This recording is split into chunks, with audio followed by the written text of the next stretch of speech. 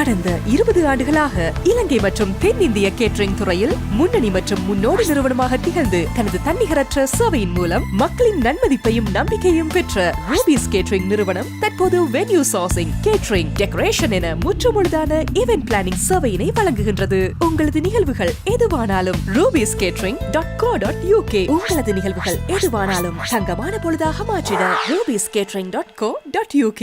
ஸ்ரீ காளிமாதா ஜோதிடம். பிரபல ஜோதிடர் பண்டித் மகாராஜா. தொழில், காதல், திருமணம், குழந்தை பாக்கியம் மற்றும் மந்திர சூனிய பிரச்சனைகளுக்கு நிரந்தர தீர்வு.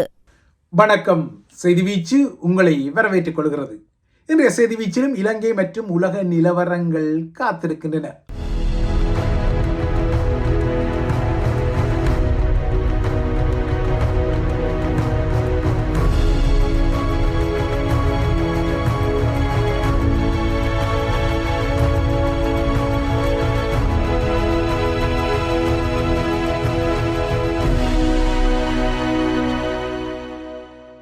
இன்று உலகளாவிய கிறிஸ்தவர்களின் புனித நாளான பெரிய வெள்ளி தினம். இந்த தினம் வழமையை விட சற்று முன்னதாகவே, அதாவது ஏப்ரல் மாதத்தின் ஆரம்பத்திலேயே வந்துவிட்டது. இன்று ஈஸ்டர் விடுமுறையை மையப்படுத்திய நீண்ட வார இறுதி நாட்களும் ஆரம்பிக்கின்றன. இதனால் வாகனச்சாரதிகளுக்கு தற்போதைய மத்திய கிழக்கு நெருக்கடியால் ஏற்பட்ட எரிபொருள் நெருக்கடி இன்றும் அவர்களை துரத்தி கொண்டது. இதனால் ஆஸ்திரேலியா போன்ற மேற்குலக நாடுகளே இந்த நீண்ட வார விடுமுறையை மையப்படுத்திய எரிபொருள் சிக்கன நடவடிக்கைகளை அறிவித்துள்ளன. பங்களாதேசும் இன்று முதல் பணியக நேரங்களை குறைத்து வணிக வளாகங்கள் மற்றும் கடைகளை நாடளாவிய ரீதியில் முன்கூட்டியே மூடுமாறும் ஒரு புதிய உத்தரவை நடைமுறைப்படுத்தியுள்ளது. பங்களாதேஷில் மறு அறிவித்தல் வரை கொண்டாட்டங்களுக்கு மின்னலங்காரங்கள் எல்லாம் செய்ய முடியாத வகையில் புதிய விதிகள் எல்லாம் இந்த உலகளாவிய எரிசக்தி நெருக்கடியின் பின்னணியில் முளைத்து விட்டன. இலங்கை தீவை பொறுத்தவரை திகதி அடிப்படையில் இல்லாமல் நோக்கிக்கொண்டால், அதாவது உயிர்த்த ஞாயிறு தினம் என நோக்கிக்கொண்டால், அங்கு 2019 ஆண்டில் 3 கிறிஸ்தவ தேவாலயங்கள் உட்பட்ட இடங்களில் நடத்தப்பட்ட மிக குரூரமான தாக்குதலுக்கு எதிர்வரும் ஞாயிறன்று 7ஆம் ஆண்டு நினைவும் கடக்கின்றது. இன்றைய பெரிய வெள்ளி தாற்பயத்தின்படி மனுக்குலத்தின் மீட்புக்காக இயேசு துன்பத்தை அனுபவித்ததாக வில்லியம், அதாவது பைபிள் கூறிக்கொண்டுகிறது. இயேசு சிலுவையில் அறையப்பட முன்னர் அவரே தனது சிலுவையை சுமந்து சென்ற இந்த சிலுவை பாதை ஈழத்தமிழர்களின் வாழ்வியலை பொறுத்தவரை நீண்ட காலமாகவே தமது அன்புக்குரியவர்கள் எதிர்நோக்கும் அவலங்களின் முழு பரிமாணத்தையும் வெளிப்படுத்தி கொள்ளும் ஒரு காட்சியாகவும் வரலாற்றில் தொடர்கின்றது. சிலுவையில் அறைந்து கொல்லப்படும் தண்டனை அன்றைய காலகட்டத்தில் ரோமானிய ஆட்சியாளர்களால் வழங்கப்பட்ட ஒரு கொடூரமான அவமானகரமான தண்டனை என்பது நீங்கள் வரலாற்றின் வாயிலாக அறியக்கூடிய ஒரு விடயம். ரோமானிய பேரரசின் குடிமக்களாக இல்லாதவர்களுக்கும் அடிமைகளுக்கும் அன்றைய நாட்களில் இந்த சிலுவை மரண தண்டனை வழங்கப்பட்டது. அது அன்று வழக்கத்தில் இருந்தது. ஜெருசலேம் ரோமானியர்களால் கைப்பற்றப்பட்ட போது ஆயிரக்கணக்கான யூதர்கள் சிலுவையில் அறையப்பட்டதாக அன்றைய வரலாறு கூறுகிறது. இன்றைய வரலாறு அதற்கு எதிர்ப்புறமான ஒரு வரலாற்றை கூறுகின்றது. தற்போது யூதர்களின் தேசமாக இருக்கக்கூடிய இஸ்ரேல் நடத்தும் தாக்குதல்களால் லெபனானில் ஏராளமான அப்பாவிகள் கொல்லப்படுவதை சமகால போர் நிலவரங்களும் காட்டிக்கொள்கின்றன. இன்றைய பெரிய வெள்ளியின் குறியீடான சிலுவை மரணம் மிகப்பெரிய குரூர மரணம். அது வார்த்தைகளால் விவரிக்க முடியாத மரணம். சிலுவையில் அறையப்படுபவர்கள் அவர்களின் உடல்கள் பொதுவாகவே புதைக்கப்படும் வழக்கம் இருந்ததில்லை. ஏனென்றால் அந்த உடல் சிலுவையிலிருந்து அழுகி விழுந்து அதனை நாய்களும் நரிகளும் தின்பதால் சிலுவையில் அறையப்படுபவர்களின் உடல்கள் ஒருபோதும் அடக்கம் செய்யப்படுவதில்லை. மாறாக இயேசு கிறிஸ்துக்கு மாத்திரம் இந்த அடக்கம் செய்யும் வாய்ப்பு கிடைத்தது. இதனால் தான் அவர் வரலாற்றில் சிலுவை மரணத்தை வெற்றி கொண்ட ஒரு இறைவனாக கிறிஸ்தவர்களால் போற்றப்படுகின்றார். இலங்கையிலும் இன்று பெரிய வெள்ளி ஆராதனைகள் மீண்டும் ஒருமுறை சிறப்பு பாதுகாப்பு ஏற்பாடுகளுடன் கடந்தது. இன்று முதல் நாளை மறுதின ஞாயிறு வரை இவ்வாறான சிறப்பு பாதுகாப்பு ஏற்பாடுகள் நடைமுறையில் இருக்கும் என்பதும் புரிதலுக்குரியவருடைய. கடந்த வருடமான 2025 இதே காலப்பகுதியில் இலங்கையில் உள்ளூராட்சி தேர்தல் பரப்புரைகள் இடம்பெற்றிருந்தமை உங்களுக்கு நினைவிருக்கக்கூடிய ஒரு விடயம். ஆனால் ஒரு வருடம் கழிந்த இன்றைய இலங்கை நிலை மத்திய கிழக்கு மேற்பார்த்த மேற்கு ஆசிய போரால் ஒரு எரிசக்தி நெருக்கடியை சந்திக்கும் ஒரு நாடாக மாறியுள்ளது. இலங்கையின் நிலைமையில் நானாவிதமான நெருக்கடிகளுடன் தான் நகர்த்தப்படுகின்றது. தற்போதைய அனுரகுமார திசாநாயக்கவின் அரசாங்கம் இந்த நெருக்கடிகளால் எழும் பெரும் பலவீனங்களை மறைத்து நகர்வதான விமர்சனங்கள் எல்லாம் உள்ளன. இந்த விமர்சனங்களின் பின்னணியில் உலக சந்தையில் எறிவிட்ட எண்ணெய் விலையால் ஏற்படும் உலுக்கங்கள் இலங்கை தீவில் எரிசக்தி நெருக்கடி, குடிநீர் நெருக்கடி, உணவு விநியோக நெருக்கடி, அந்நிய செலாவணி நெருக்கடி ஆகியவற்றை ஒரே நேரத்தில் திரள் நிலையாக்கி பெரிய சவாலை உருவாக்க தலைப்படுவதாக பொருளியல் வல்லுநர்கள் கூறிக்கொள்கிறார்கள். ரஷ்யாவிலிருந்து அவசரமாக இலங்கை தீவுக்கு எண்ணெயை கொள்வனவு செய்யும் திட்டங்களுக்காக ஸ்ரீலங்கா அரசாங்கம் ஓடோடித்திருந்தாலும் 5 நாள் உத்தியோகபூர்வ பயணத்துடன் இலங்கைக்கு சென்ற ரஷ்ய துணை வெளியுறவு அமைச்சர் ஆண்ட்ரே ருடென்கோ இன்னமும் இலங்கையில் தங்கி நின்றாலும் எதிர்வரும் ஜூலை மாதம் இறுதி வரை எரிபொருள் ஏற்றுமதிக்கு ரஷ்யா நேற்று திடீரென தடை விதித்திருக்கின்றது. இதனால் அனைத்து ராஜதந்திரங்களும் வீணாகியதா என்ற ஒரு வினா கொழும்பில் எழத்தான் செய்கின்றது. தமது நாட்டுக்குரிய எரிபொருள் தேவை காரணமாக உள்நாட்டு சந்தையின் விநியோகத்தை உறுதிப்படுத்த இந்த தடை விதிக்கப்பட்டதாக ரஷ்ய அரசாங்கம் நேற்று குறிப்பிட்டுள்ளது. இது இலங்கைக்கு நல்ல செய்தியா இல்லை கெட்ட செய்தியா என்பதை எதிர்வரும் நாட்கள்தான் வெளிப்படுத்தக்கூடும். ஏனென்றால் ஸ்ரீலங்கா ரஷ்யாவின் எண்ணெயை கொள்வனவு செய்ய மும்முரமாக நகர்ந்து வருகின்றது. இதற்குள் இலங்கை தீவில் மக்களின் மண்டைகளை பிளக்கும் கடும் வெயிலுடனான வறட்சியான வானிலை தொடர்கின்றது. இந்த வானிலை எல்னினோ தாக்கத்தை இலங்கையில் எதிர்வரும் வாரங்களில் உருவாக்கும் என்ற புதிய ஊகங்களையும் கிளேசங்களையும் உருவாக்கியுள்ள நிலையில் அரசு தலைவர் அனுரகுமார திசாநாயக்கா நேற்று நாட்டின் நீர் முகாமைத்துவம் குறித்து ஒரு அவசரமான கலந்துரையாடலை நடத்தியிருக்கிறார். அவரது இந்த அவசரமான கலந்துரையாடலுக்கு நிச்சயமாக காரணம் உள்ளது. ஏனென்றால் தலைநகர் உள்ள கொழும்பு மாவட்டத்தில் குடிநீர் பற்றாக்குறை ஏற்பட்டிருப்பதால் எதிர்வரும் 10ஆம் தேதி வரை கொழும்பில் நீர்வெட்டு நடைமுறைப்படுத்தப்படுகின்றது. கொழும்பு மாவட்டத்தில் உள்ள பல்லாயிரக்கணக்கான மக்களுக்கு குடிநீர் வழங்கும் முக்கிய நீர்த்தங்களாக இருக்கக்கூடிய லபுகம மற்றும் களத்துவாவ ஆகியவற்றில் நீர்மட்டம் குறைந்ததன் காரணமாக எதிர்வரும் வாரங்களில் எதிர்பார்க்கப்பட்ட மழைப்பொழிவு இல்லாவிட்டால் கொழும்புக்கான குடிநீர் விநியோகம் அபாய கட்டத்தில் இருக்கும் என்ற எச்சரிக்கைகள் வந்துள்ளன. நாட்டின் வறண்ட வானிலை காரணமாக தலைநகர் கொழும்பு உள்ள மேல் மாகாணத்துக்கே முதலாவது அபாயம் வந்திருப்பதாக தெரிகின்றது. இவ்வாறான பல சவால்களுடன் இலங்கையில் அடுத்த வாரம் வரை தங்கியிருந்து ஆய்வுகளை நடத்தி வரும் நாணய நிதிய குழு நேற்று அரசு தலைவர் அனுரகுமார திசாநாயக்காவுடன் பேச்சுக்களை நடத்தியிருக்கின்றது. இந்த பேச்சுக்களும் IMFின் ஆய்வுகளும் சாதகமாக இருந்தால் நாணய நிதியத்தின் பிணையெடுப்பு கடனின் இன்னொரு தவணை நிதியான 700 மில்லியன் அமெரிக்க டாலர் நிதி எதிர்வரும் மாதங்களில் ஸ்ரீலங்காவுக்காக விடுவிக்கப்படக்கூடும். IMFின் EFF எனப்படும் இந்த பிணையெடுப்பு திட்டம் அடுத்த வருட மார்ச்சில் முடிவடையும் நிலையில் இலங்கை அதன் பின்னர் என்ன செய்ய போகின்றது என்ற ஒரு குறுகுறுப்பு இருக்கத்தான் செய்கின்றது. இந்த குறுகுறுப்பின் பின்னணியில் நேற்று நடந்த பேச்சுக்களின் பின்னர் ஒரு அறிக்கையிடலை செய்த IMF ஸ்ரீலங்கா அரசாங்கம் தற்போது பொருளாதார முன்னேற்றத்தை அடைந்துள்ளதாக கூறியதாக அரசு தலைவரின் பணியகம் ஒரு அடிக்குறிப்பை விட்டிருக்கின்றது. இப்போதைய மத்திய கிழக்கு மோதல் இலங்கைக்கும் ஏனைய நாடுகளைப் போலவே ஒரு வெளிப்புற சவால் என்பது IMFக்கும் தெரியும். ஆனால் நேற்று அனுரவுடன் நடத்திய IMF குழு எதிர்க்கட்சி தலைவர்களிடம் ஒரு சந்திப்பை நடத்தியது. ஆனால் இந்த சந்திப்பில் எதிர்க்கட்சி தலைவர் சஜித் பிரேமதாசாவோ அல்லது என்றால் ராஜபக்சர்களின் தாமரை முட்டு தலைகளோ பங்கெடுக்கவில்லை. எனினும் நாணய நிதியத்தின் திட்டம் இலங்கையில் உள்ள சாமானிய குடிமக்கள் மீது பொருளாதார சுமையை ஏற்படுத்திக் கொள்வதான ஒரு கருத்து அங்கு முன்வைக்கப்பட்டது. நாட்டின் நலன்களை விட IMF போன்ற கடன் வழங்கும் நிறுவனங்களின் நலன்களுக்கே அனுர அரசாங்கம் முன்னுரிமை அளிப்பதாக எதிர்க்கட்சி தலைகள் ஒரு முறைப்பாட்டு பல்லவியை IMF தலைகளுக்கு முன்னால் பாடிக்கொண்டாலும் IMFக்காரர்கள் இதனை கணக்கில் எடுத்தார்களா என்பது இன்னொரு விடயம். அனுரகுமார திசாநாயக்காவை பொறுத்தவரை தற்போது அவர் எதிர்க்கட்சியில் உள்ள தமிழர் தரப்பை சற்று சமரசப்படுத்த தலைப்படுவதற்குரிய ஆதாரங்கள் வெளிப்படுகின்றன.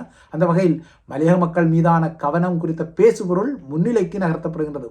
நேற்று மனோகணேசன் மேற்பார்த்த தமிழ் முற்போக்கு கூட்டமைப்புடன் அனுர பேசியிருக்கின்றார். இந்த பேச்சுக்களின் பின்னர் மலையக மக்களுக்குரிய வீட்டு வசதிகள், நில உரிமைகள், நிவாரணங்கள் மற்றும் உட்கட்டமைப்பு வசதிகள் குறித்த அமைச்சரவை அறிக்கை விரைவில் வெளியிடப்படும் என்ற ஒரு கருத்து அரசாங்கத்திடமிருந்து வந்திருக்கின்றது. தமிழ் முற்போக்கு கூட்டமைப்புடனான அனுரவின் நேற்றைய சந்திப்பில் தோட்ட பாடசாலைகளில் நிலவும் தமிழ் ஆசிரியர்களின் பற்றாக்குறையை சமாளிக்க தகுதி வாய்ந்த ஆசிரியர்களை நியமிப்பது குறித்தும் விரிவாக விவாதிக்கப்பட்டதான செய்திகள் எல்லாம் வந்திருக்கின்றன. இந்த விடயத்தில் தனது தரப்பின் ஒருங்கிணைப்பு அதிகாரியாக மலேகத்துக்காக ஸ்ரீலங்காவின் அத்தியாவசிய சேவைகள் ஆணையாளர் நாயகம் பிரபாத் சந்திரகீர்த்தியை அருமார திசாநாயக்க நியமித்ததாக தெரிகின்றது. இவை இலங்கை விடயங்கள். அடுத்து மத்திய கிழக்கு நிலவரங்களை நோக்கிக் கொண்டால், ஹோர்முஸ் நீரிணையை பாதுகாக்க தேவையான தற்பாதுகாப்பு நடவடிக்கைகளை எடுப்பதற்கு அங்கீகாரம் அளிக்கும் ஒரு முக்கியமான தீர்மானம் இன்று ஐநா பாதுகாப்பு பேரவையில் வாக்கெடுப்புக்கு விடப்பட உள்ளது. பஹ்ரைன் இந்த முன்மொழிவை செய்திருக்கிறது. இந்த வாக்களிப்பின் போது வழமையாக இவ்வாறான வாக்களிப்புகளின் போது வீட்டோ எனப்படும் வெட்டுரிமை அதிகாரத்தை பிரயோகிக்கக்கூடிய நாடுகளாக ரஷ்யாவும் சீனாவும் இருக்கும் நிலையில் இந்த முறை இந்த இரண்டு நாடுகளுமே இந்த தீர்மானத்தை தடுக்கப் போவதில்லை என்ற அறிகுறிகள் வந்திருக்கின்றன. இதனால் இன்று ஒருவேளை இந்த தீர்மானம் நிறைவேற்றப்பட்டால் அது ஈரானின் நடவடிக்கைகளை சர்வதேச சட்ட மீறலாக நோக்கும் என்பது தெரிகின்றது. இதனை அடுத்து இந்த பகுதியில், அதாவது ஹோர்முஸ் பகுதியில் கப்பல் போக்குவரத்தை ஈரான் தடை செய்வது ஒரு சட்ட விரோதமான நகர்வு என்ற வகையில் அந்த தடை செய்வதற்கான முயற்சிகளை அனைத்துலக நாடுகள் எடுக்கக்கூடும் என்பது எதிர்பார்க்கத்தக்க ஒரு விடயம். இந்த தீர்மானம் இன்று நிறைவேற்றப்பட்டால் அவ்வாறான ஒரு அங்கீகாரம் அனைத்துலக நாடுகளுக்கு வழங்கப்படும். இது இன்று இந்த தீர்மானம் நிறைவேற்றப்பட்டால் ஆக குறைந்தது இன்று முதல் 6 மாத காலத்திற்கு இந்த தீர்மானம் நடைமுறைப்படுத்தப்படுவதற்கு ஏதுவான நிலைமைகள் உருவாகக்கூடும். இதற்கிடையே ஹோர்முஸ் நீரிணையை மீண்டும் திறப்பது குறித்து விவாதிக்க நேற்று நடைபெற்ற மெய்நிகர் கூட்டத்தில் 40க்கும் மேற்பட்ட நாடுகள் கலந்து கொண்ட நிலையில்தான் ஐநா பாதுகாப்பு பேரவை இன்று இந்த வாக்கெடுப்பை நடத்த உள்ளது. ஹோர்முஸ் நீரிணைக்கு சென்று அதனூடான எரிபொருள் தேவையை கொண்டிருக்கும் நாடுகள் தான் இனிமேல் அதனை கைப்பற்றி அதன் பாதுகாப்பை உறுதிப்படுத்த வேண்டும் என அமெரிக்க அரசு டொனால்ட் ட்ரம்ப் தனது நட்பு நாடுகள் மீதான அழுத்தத்தை அதிகரிக்கும் பின்னணியில் இந்த வாக்கெடுப்பு இடம்பெற உள்ளது. இதற்கிடையே நேற்று ட்ரம்பின் கோரிக்கையை நிராகரித்த பிரெஞ்சு அரசு தலைவர் இமானுவேல் மேக்ரான் இராணுவ நடவடிக்கை மூலம் ஹோர்முஸ் நீரிணையை வலுக்கட்டாயமாக விடுவிப்பது யதார்த்தமற்றது என கூறினார். இத்துடன் ஈரானுக்கு எதிரான மோதலில் பிரான்ஸ் ஒருபோதும் பங்கேற்காது என்றும் அவர் மீண்டும் வலியுறுத்தியிருக்கின்றார். ஈரானுக்கு எதிரான அமெரிக்க இஸ்ரேலிய தாக்குதல்களில் பிரான்ஸ் சேர மறுத்தமைக்காக ட்ரம்ப் பிரான்ஸை கடுமையாக சாடி வருகிறார். பிரான்ஸ் தம்மை ஏமாற்றியதாக, அதாவது அமெரிக்காவை ஏமாற்றியதாக குறிப்பிட்ட ட்ரம்ப் பிரெஞ்சு அரசு தலைவர் இமானுவேல் மேக்ரான் தனது மனைவியான பிரிஜித்திடம் அடிவாங்கிய கலக்கத்திலிருந்து மீளவில்லை என அதிர்ச்சிகரமான ஒரு கேலியையும் இணைந்தே தெரிவித்திருக்கின்றார். இது பிரான்சில் மீண்டும் சர்ச்சைகளை உருவாக்கி இருக்கின்றது. ஒரு அரசு தலைவர் இன்னொரு அரசு தலைவரின் தனிப்பட்ட வாழ்வை இவ்வாறு பகிரங்கமாக கேலியாக்க முடியுமா என்று ஒரு வாதம் முளைத்திருக்கின்றது. 2025ஆம் ஆண்டு பிரெஞ்சு அரசு தலைவர் தனது அதிகாரபூர்வ விமானத்தில் பயணித்த போது அந்த விமானத்தின் கதவு திறந்தபோது பிரிஜித் மேக்ரான் தனது கணவரின் முகத்தில் அடிப்பது போன்ற ஒரு காணொளி வெளிவந்த நிலையில் ட்ரம்ப் இதனை தொடர்ந்தும் கேலி செய்து வருகின்றார். மேக்ரானை விட கிட்டத்தட்ட 25 வயது அவரது மனைவி பிரிஜித் மூத்தவர் என்ற ஒரு விடயம் இருக்கின்றது. இதற்கு அப்பால் கடந்த ஆண்டு பிரிஜித் ஒரு ஆணாக இருக்கலாம் என ஆதாரம் பெற்ற வகையில் அமெரிக்க பாட்காஸ்டர் ஒருவர் தெரிவித்தமையும் சர்ச்சையானது. இப்போது அவர் மீது குறித்த பாட்காஸ்டர் மீது மேக்ரான் தம்பதியினர் அவதூறு வழக்கு தொடர்ந்த நிலைத்தான் மேக்ரான் தனது மனைவியிடம் அடிவாங்கிய கலக்கத்தில் மீளவில்லை என இந்த ஹோர்முஸ் நீரிணையை மையப்படுத்திய விடயத்தில் ட்ரம்ப் மீண்டும் ஒரு முறை கேலி செய்தமை பிரான்சின் அரசியல் தலைவர்களின் கண்டனத்தை அரசியல் வேறுபாடுகளுக்கு அப்பால் வெளிப்படுத்த முனைகின்றது. அதாவது இடதுசாரிகள் கூட ட்ரம்பை கடுமையாக கண்டித்திருக்கின்றார்கள், வலதுசாரிகளும் கண்டித்திருக்கின்றார்கள். இந்த நிலையில் தமது தாக்குதல்களால் ஈரானின் ஃபயர் பவர் எனப்படும் தாக்குதல் வலு அளிக்கப்பட்டதாக அமெரிக்கா கூறினாலும், குறிப்பாக ட்ரம்ப் தனது தேசிய உரையில் கூறினாலும், இன்று தற்போதைய நிலவரப்படி ஈரானிடம் ஏவுகணை ஏவும் திறன் வளமை போல இருப்பதாகவும் அமெரிக்க உளவுத்துறையின் புதிய மதிப்பீடுகள் கூறுகின்றன. ஈரான் இன்னமும் மத்திய கிழக்கு பிராந்தியம் முழுவதும் தாக்குதலை நடத்தும் வலுவுடன் இருப்பதாக இந்த உளவு தகவல்கள் கூறுவதான செய்திகள் எல்லாம் வந்திருக்கின்றன. இதே போல ஈரானின் முக்கிய பாலங்கள் தகர்க்கப்படும் என ஏற்கனவே டொனால்ட் ட்ரம்ப் எச்சரித்த நிலையில் அவ்வாறான ஒரு தாக்குதல் நடத்தப்பட்டுள்ளது. ஈரானில் கட்டுமானத்துக்குள்ளாகி வரும் அந்த நாட்டின் மிகப்பெரிய பாலத்தின் மீது குண்டுவீச்சு தாக்குதல் நடத்தப்பட்டுள்ளது. இயற்கை தினத்தை கொண்டாடுவதற்காக இந்த பாலத்தின் கீழும் ஆற்றங்கரையிலும் கூடியிருந்த சிலர் இந்த தாக்குதலில் பலியாகியுள்ளனர். 95 பேர் இந்த தாக்குதலில் காயமடைந்துள்ளதாக ஈரான் குறிப்பிட்டுள்ளது. இதே போல பல ஈரானிய பாலங்கள் மீது தாக்குதல் நடத்தப்படும் என இந்த தாக்குதலுக்கு பின்னர் ட்ரம்ப் தனது சமூக ஊடக தளத்தில் குறிப்பிட்டிருக்கின்றார். தற்போது இந்த போர் பொதுமக்களின் உட்கட்டமைப்புகளை அழிக்கும் நாசகார கட்டத்துக்குள் நகர்ந்ததை இந்த பாலத்தின் மீதான தாக்குதல் ஆதாரப்படுத்தியுள்ளது.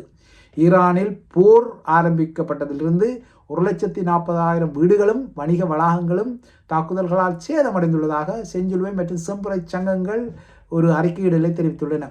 இந்த நிலையில் ஈரான் மீதான போரின் பின்னணியில் அமெரிக்க இராணுவத்தின் உயர்மட்ட அதிகாரியும் 41வது படைப்பிரிவின் தலைமை தளபதியுமான ஜெனரல் ராண்டி ஜார்ஜ் பதவி நீக்கம் செய்யப்பட்டுள்ளார். இவரை பதவி விலகுமாறு ஏற்கனவே அமெரிக்க பாதுகாப்பு அமைச்சர் பீட் ஹெக்ஸெட் கோரிய நிலையில் இந்த நகர்வு வந்துள்ளது. கடந்த ஆண்டு ஹெக்ஸெட் பதவியேற்றிலிருந்து இதுவரை 10க்கும் மேற்பட்ட உயர்மட்ட ஜெனரல்கள், அட்மிரல்கள் பதவி நீக்கம் செய்யப்பட்ட நிலையில் இந்த புதிய பதவி நீக்கமும் இடம்பெற்றுள்ளது. ஈரான் மீதான அமெரிக்க இஸ்ரேலிய தாக்குதல்களை குறித்த ஜெனரல் உள்ளக ரீதியில் எதிர்த்ததால் இந்த பதவி விலகல் வலுக்கட்டாயமாக நடந்ததாக கருதப்படுகின்றது. ஈரான் மீது தாக்குதலை நடத்துவது குறித்து அமெரிக்கா முறைப்படி தங்களுக்கு அறிவிக்கவில்லை என்றும் தங்கள் எச்சரிக்கைகளை அமெரிக்கா புறக்கணித்ததாகவும் வளைகுடா நாடுகள் தற்போது விசனப்படும் நிலையில் இந்த பதவி விலகல் வந்துள்ளது.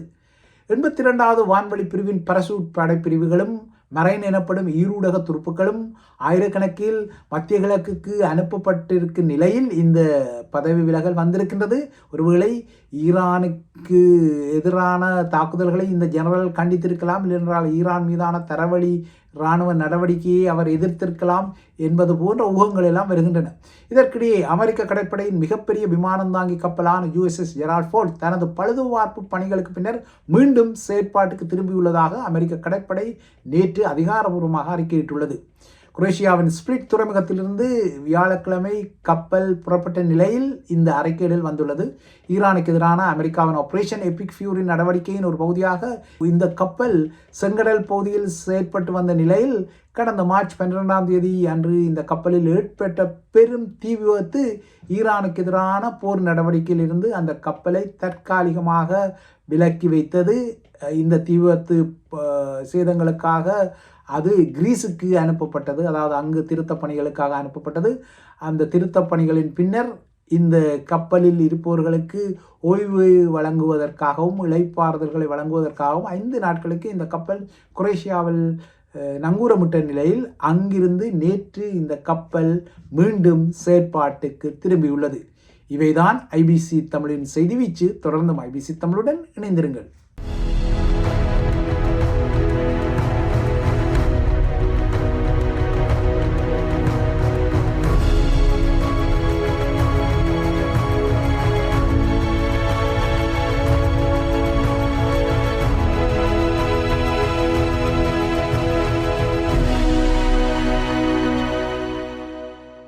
ஸ்ரீ காளிமாதா ஜோதிடம் பிரபல ஜோதிடர் பண்டித் மகாராஜா. தொழில், காதல், திருமணம், குழந்தை பாக்கியம் மற்றும் மந்திர சூனிய பிரச்சனைகளுக்கு நிரந்தர தீர்வு.